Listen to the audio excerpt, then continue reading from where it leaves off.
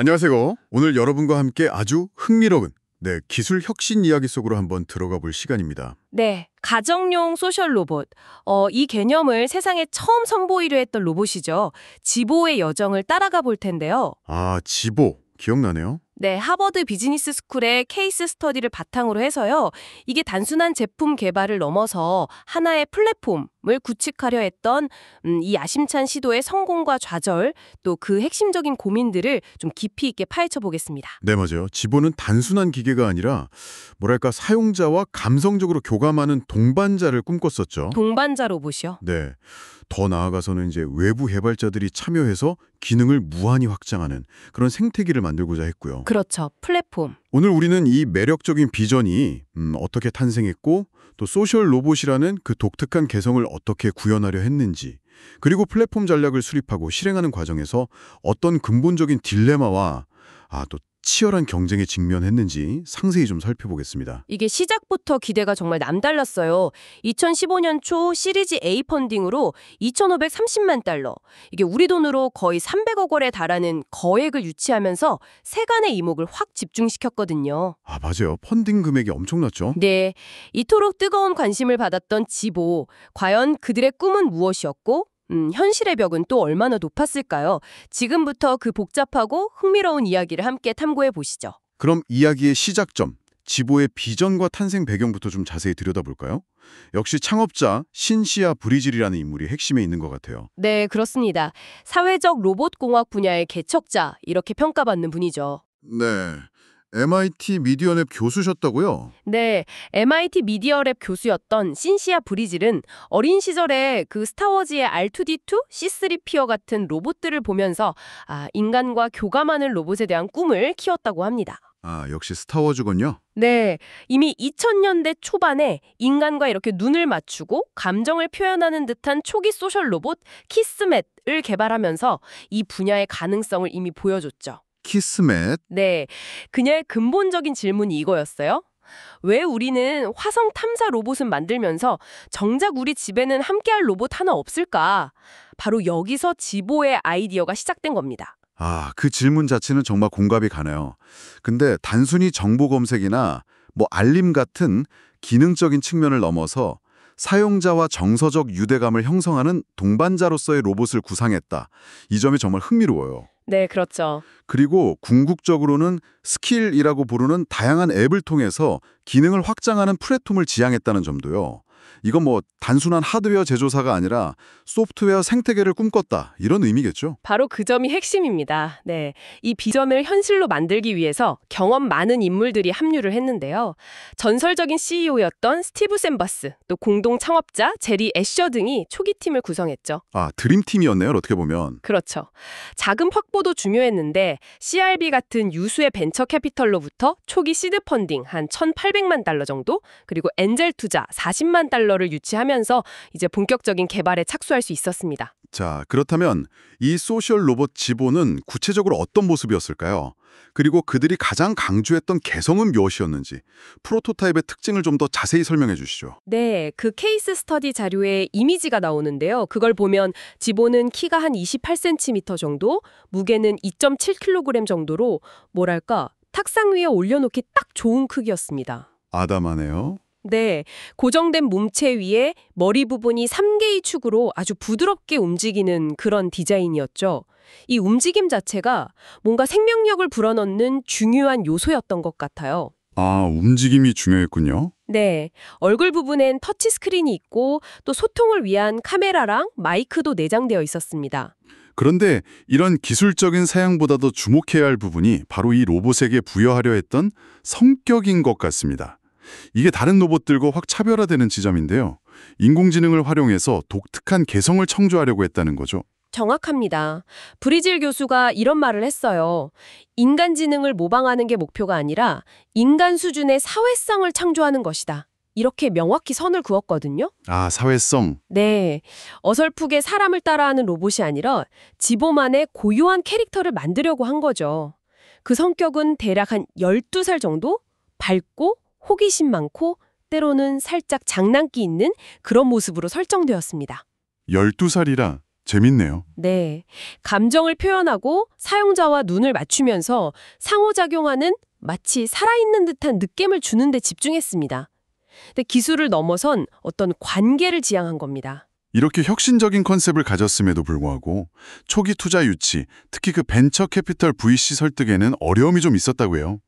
이게 소셜 로봇이라는 개념 자체가 너무 생소해서 시장성을 의심받았던 걸까요? 네, 맞아요. 당시 VC들은 이 매력적인 아이디어가 실제 시장에서 통할지, 또 소비자들이 기꺼이 지갑을 열지에 대해서 확신하지 못했습니다. 좀 불안했던 거죠. 그럴 수 있겠네요. 그래서 지보팀은 시장의 목소리를 직접 듣기로 결정을 합니다. 2014년 7월 크라우드 펀딩 플랫폼 인디고고에서 캠페인을 시작하는데요. 당시로서는 이게 상당히 과감한 선택이었죠. 단순히 자금 조달 목적만은 아니었다는 점이 중요하네요. 진짜로 사람들이 이 사회적인 로봇에 관심을 보이는지, 그리고 $500 이상이라는 당시로서는 꽤 높은 가격대인데 여기에 대한 수용성이 있는지를 직접 검증하고 싶었던 거군요. 네, 그쵸. 브리즈의 창업자의 말처럼 우리가 안 하면 다른 누군가가 할 것이다 라는 어떤 절박함도 있었던 것 같고요. 위험을 감수하고 진행한 거죠. 결과는 어땠나요? 그야말로 폭발적이었습니다. 네. 캠페인 시작 한 달 만에 초기 목표였던 3,000대를 훌쩍 넘겨서 $1,750만 모금했고요. 최종적으로는 $260만 이상의 선주문을 확보했습니다. 와, 대단했네요. 네, 이건 단순히 돈의 액수를 넘어서 소셜 로봇이라는 이 새로운 카테고리에 대한 시장의 어떤 숨겨진 열망을 확인시켜준 그런 사건이었죠. 특히 주목할 만한 점은 선주문의 절반 가까이가 개발자 에디션이었다는 사실인데요. 이건 지보가 단순한 완제품 판매를 넘어서 앞으로 다양한 기능을 추가할 수 있는 플랫폼으로서의 잠재력을 인정받았다. 이런 신호로 해석될 수도 있겠네요. 바로 그 점입니다. 플랫폼으로서의 가능성을 딱 보여준 거죠. 당시 공개됐던 그 프로모션 비디오 역시 큰 역할을 했어요. 아, 비디오요? 네, 지보가 아이에게 동화를 읽어주고 가족 사진을 찍어주고 메시지를 전달하는 등 이런 감성적인 상호작용을 보여주면서 사람들의 상상력을 아주 강력하게 자극했죠. KT 쿠릭 같은 유명 앵커와의 인터뷰 등을 통해서 대중적인 인지도도 크게 높였고요. 자, 이렇게 크라우드 펀딩의 성공으로 시장성을 어느 정도 입증한 지번은 이제 본격적으로 플랫폼 구축이라는 더 큰 과제에 직면하게 됩니다. 여기서부터 정말 어려운 전략적 선택들이 시작되는데요. 핵심 딜레마는 뭐였을까요? 가장 큰 고민은 어디에 집중할 것인가 이거였습니다. 초기 사용자들에게 매력적인 경험을 제공하기 위해서 지보가 직접 핵심적인 스킬, 그러니까 앱들을 개발해야 할까? 아니면 장기적인 성장을 위해서 외부 개발자들이 자유롭게 참여하고 혁신할 수 있는 생태계를 먼저 구축하는 데 힘을 쏟아야 할까? 이 둘 사이의 어떤 균형점을 찾는 것이 핵심 과제였어요. 그게 참 어렵죠. 네. CEO 스티브 챔버스의 말처럼 우리가 만든 멋진 스킬 한두 개는 사람들을 놀라게 하겠지만 결국 플랫폼의 진정한 힘은 개발자 커뮤니티에서 나온다는 인식이 있었기 때문이죠. 정말 어려운 문제네요. 초기에는 완성도 높은 자체 기능으로 사용자들을 딱 붙잡아야 하지만 장기적으로 보면 외부 개발자들의 창의성이 플랫폼의 가치를 결정할 테니까요. 자원이 한정된 스타트업 입장에서는 둘 다 완벽하게 해내긴 어려웠을 텐데요. 개발자들을 유치하기 위해서 어떤 전략들을 구체적으로 고민했나요? 우선 그 개발자 참여의 핵심 도구인 SDK, 즉 소프트웨어 디벨롭먼트 킷, 개발 도구 키트를 제공하기로 했습니다. 일반판인 홈 에디션 $599와 별도로 개발자 에디션 $699를 출시했죠. 가격 차이가 있네요. 네, 여기서 좀 흥미로운 논쟁이 있었다고 해요. SDK 접근 자체를 유료화할지 여부였는데요. 그 스킨 인 더 게임이라고 하죠.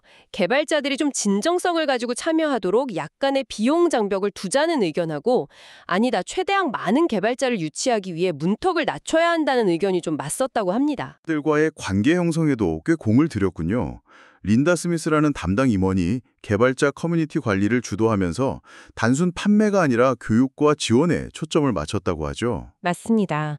개발자 전용 웹사이트 운영하고 해커톤 개최하고 기술 문서 제공하는 등 개발자들이 좀 쉽게 참여하고 기여할 수 있는 환경을 만들려고 노력했습니다. 네. 심지어 개발 도구 자체도 코딩 실력이 좀 부족한 사람들도 아이디어를 쉽게 구현할 수 있도록 시각적인 드래그 앤 드롭 방식의 인터페이스를 제공하는 것을 목표로 삼았어요.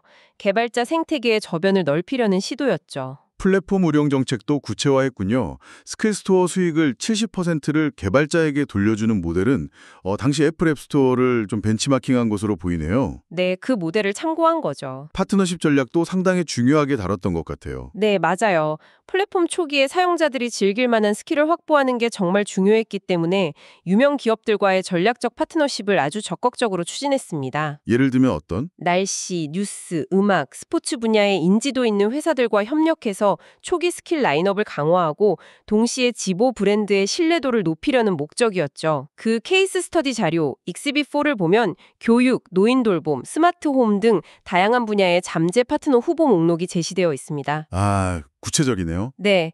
지보, 우버 불러줘처럼 외부 서비스 연동까지 구체적으로 구상했고요. 심지어 특정 파트너와 독점 계약을 맺고 투자를 유치하는 디자인 파트너 프로그램까지 운영하면서 생태계 확장에 정말 사활을 걸었습니다. 닌텐도 위 사례를 참고했다는 점이 인상적이네요. 위스포츠 같은 강력한 번들 게임으로 초기 성공을 거둔 뒤에 서드파티 개발사들의 게임들이 플랫폼을 풍성하게 만들었던 것처럼요. 네, 그렇죠.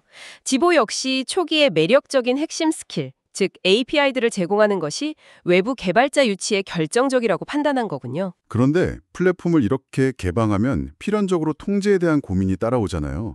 어떤 종류의 스킬까지 허용할 것인가, 콘텐츠 등급 문제, PG13 논의 같은 거요. 그렇죠. 그리고 지보의 카메라 기능이 혹시 사생활 침해 논란을 일으키지는 않을까 하는 우려도 있었고요. 개방성을 추구하면서도 안전과 브랜드 평판을 지켜야 하는 이게 참 어려운 균형 잡기인데 이게 플랫폼 비즈니스의 본질적인 어려움 중 하나죠. 이렇게 지보가 야심차게 플랫폼 전략을 막 가다듬고 있을 때 정말 예상치 못한 강력한 경쟁자가 등장합니다. 2014년 말 아마존이 에코를 깜짝 출시한 거죠. 네, 맞아요. 아마존 에코. 지보와는 완전히 다른 형태였어요. 어떤 감성적인 상호작용이나 움직임 대신에 그냥 원통형 스피커 디자인에 오직 음성 명령으로만 작동했죠. 형태는 달랐지만 네. 하지만 기능적으로는 날씨 확인, 음악 재생, 스마트홈 제어 등 지보가 제공하려 했던 핵심 기능 상당 부분은 유사하게 제공했습니다. 근데 더 무서운 점은 역시 아마존이라는 거대 기업의 막강한 자본력과 유통망, 그리고 훨씬 저렴한 가격이었어요. $99, $190. 가격 차이가 꽤 컸네요. 네, 지보에게는 이게 엄청난 위협이었죠. 경쟁은 제품뿐 아니라 개발자 생태계 확보에서도 벌어졌을 것 같아요.